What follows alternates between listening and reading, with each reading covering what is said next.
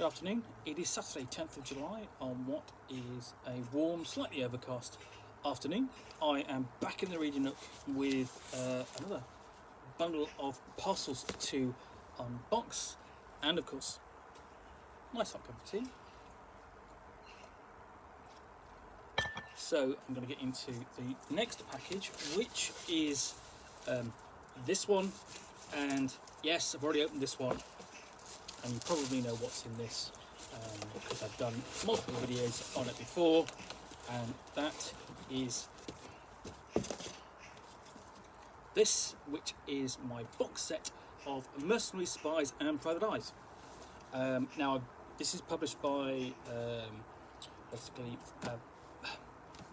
Flying Buffalo, Blade, through Blade and then Sleuth Publications in 1983-1986, and what I have here is a box set of everything. So far, cool rulebook, scenario for border crossing for both Mercenaries, Spies, Private Eyes and Espionage. The Case of the Pacific Clipper, an interesting scenario by Dave Anderson. The Adventure of the Jade Jaguar, solo adventure by the games designer Mike Stackpole. And I was surprised to pull out Mercenaries, Spies and Private Eyes, the second edition rulebook, which I'm presuming was basically contained in the box. The first edition would have been possibly separate. And the next thing down is Mugshots Number Two, Taking Care of Business, which is modern era solitaire adventure. 36 fully described non-player characters, 30 building maps and play aids. And this is by Michael Stackpole and Deb Michael. It's by Flying Buffalo. Mugshots 2 is this is an extensive file of criminals, mad scientists, spies, dilettantes, con artists, vigilantes, wackos and geniuses for your use in your modern era role-playing game. Each 36 characters is fully described with physical and personality descriptions, illustrations, game stats and scenario suggestions. A solo adventure is included in this book that you can run for yourself to get a feel for the character. It's also a collection of 30 pages of the most detailed room setting and building maps ever created for modern role-playing. Each map details the home, hangout or workplace of one or more of the 36 characters described in this book. Each map is cross-indexed to the characters, and a map of the cities includes, so you can see where all the places are at a glance. And you can also use these maps with any role-playing system. Mugshot also has stats for Mercenary, Spies and Private Eyes, along with stats for Espionage, part of the hero system. You do not need Mugshot ones to use this book. So let's just check. So yeah, that's Mugshots 1, which is essentially the same kind, basically a big adventure, a big solo adventure. Just to show you that. And this is following on from it. In sense, basically, it's the next one in the series. So we open up, got an introduction, quick explanation of what the book is, and we go on to the basic list of what's in there.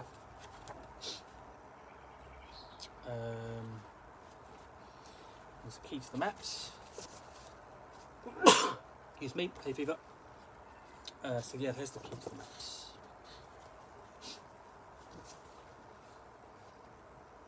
And then we go into solo adventure, which is Taking Care of Business. This is a bit more straightforward than the previous one from Curse of the Jade Jaguar, where you have sort of like 24 numbered locations, but then broken down into letters. So they go, you've got 24 A through F, for example, and they do that for each number. Here you just have 1, 2, 3, 4. Much more straightforward, much more like a solo adventure for fighting fantasy or the Tunnels of Trolls. And this runs to, let's have a look, 49 locations, so it's not an extensive one. It's fairly short, And then we get into the NPCs. Here we go. So Game Master section, and then the first of the NPCs. You've got full stats, descriptions there. So full stats, physical description, nationality, languages, skills, education, arms, and so on. And then the list of skills at the bottom, including all their costs. And it's doing this essentially. You again and again, each NPC gets a full page to themselves.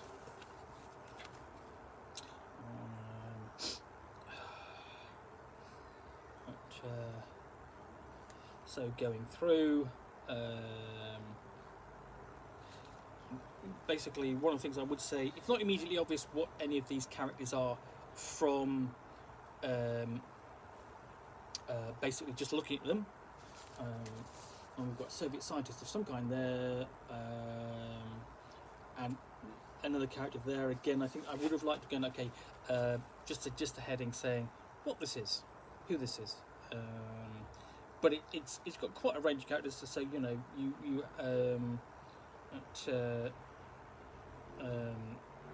basically you have a trust fund guy there alongside a little old lady. So you've got a bit of a variety there. I have basically husband and wife. Looks a bit odd there. You've got the tiny little thumbnail. You've got a better illustration of the pair there, but basically they're connected. So basically putting those together was the right thing to do. Again, the illustrations are pretty decent. And I like it, the fact that basically you've got like obviously sometimes you've got this kind of newspaper background, so you can actually dig into those and grab something from those as well. So for example, that one is, this is Roger Scott. He's a staff writer for a scandal sheet, and one of his newspaper pieces is "Live Girl Found in Snake's Stomach" by Roger Scott. Let me show you that. There we go.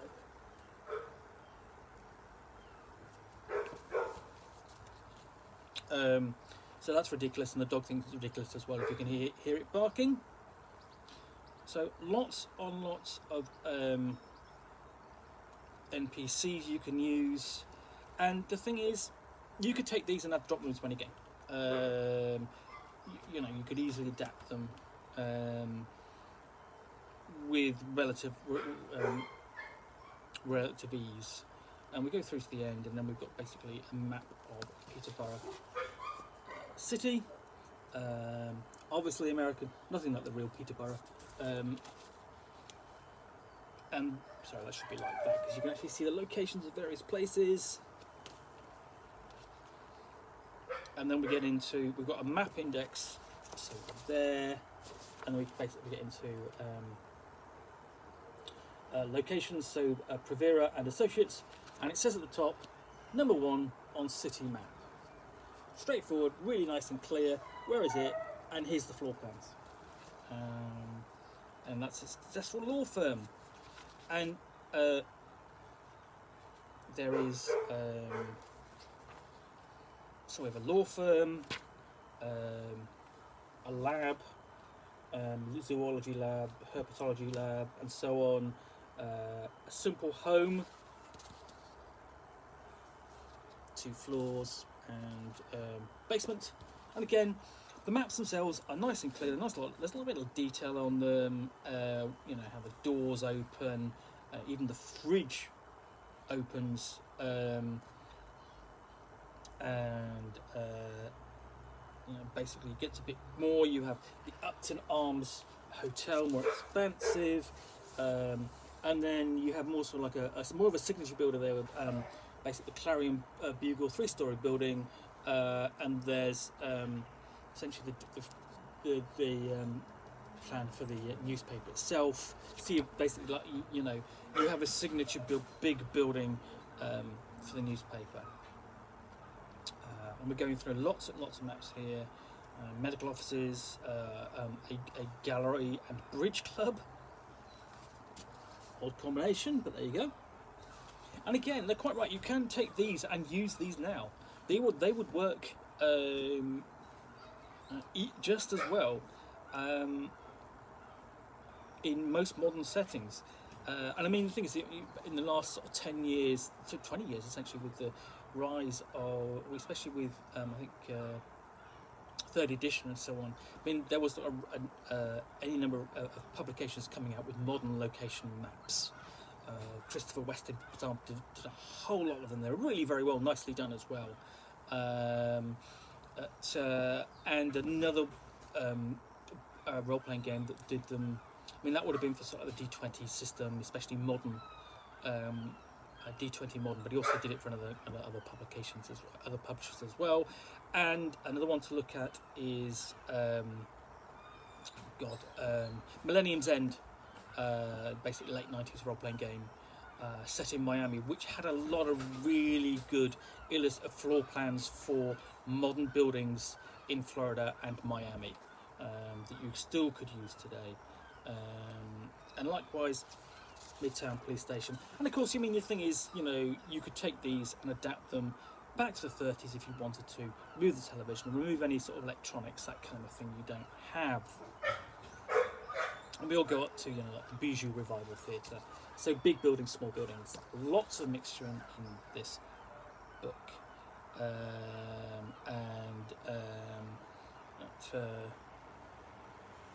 And Madame Zoroaster's occultology, interesting shop to add to your city, especially if you wanted to sort of like do something a little bit odder. Acme Warehouse, basically anything, adapt that for any warehouse. It's really easy. I like these maps, nice and clear, and really kind of easy to use. So yeah, we have not just the illustration, basically elevated view of basically a city block, penthouse floor, city view, and office and condominium tower, but floor plans for inside, if you really want, if you needed that. Again, basically all the way up to mansion, the master's estate and mansion. Who knows what mysterious things could be going on there, and whether or not the player characters have to infiltrate them or go to a party there, that sort of thing. So that's Mugshots Number Two, taking care of business. The thing is, these days you would probably be able to find floor plans like that online fairly easily. You would certainly be able to find floor plans like that if you went to somewhere like drivethrurpg.com. Lots and lots of people providing floor plans, whether it's a mixture of modern floor plans or dungeon floor plans, loads and loads of those, or spaceship deck plans, that sort of thing. It's all there. You've got to remember that when this came out, let me see, just trying to check. Well, actually, this is 1992, so the game did keep going for a while. This is 1992, so it's before really the rise of the internet and the World Wide Web, because those maps really didn't start appearing really until the noughties. So this would have been an incredible resource back in the early 90s if you didn't have access to those kind of floor plans. Been really useful, for your modern games. And I think this still is. If you've got a copy of it, you would easily reference it today. So yeah, the adventure itself is probably okay. The NPCs are probably fun. The maps are great. You probably, basically highly utilitarian. Really useful. So yeah. That is another